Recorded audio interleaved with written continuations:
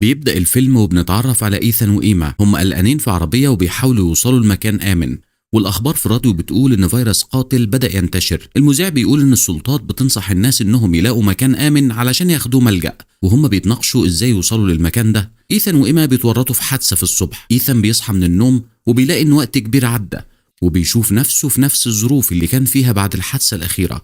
بيصحى وهو مش مركز، بيخرج من العربية من باب الراكب وبيشوف دم على الأرض، واضح إنه دم إيما. بيصرخ باسمها وهو بيتحرك في المكان، واحنا بنشوف إن المكان كله كان مسرح لأحداث مرعبة، في شوارع مهجورة وبيوت مهجورة وعربيات متدمرة، وده بيوحي إن وقت كبير عدى.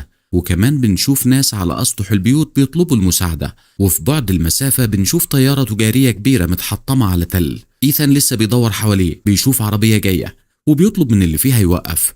الراجل اللي في العربية مسلح وبيسأل إيثان إذا كان ضايع.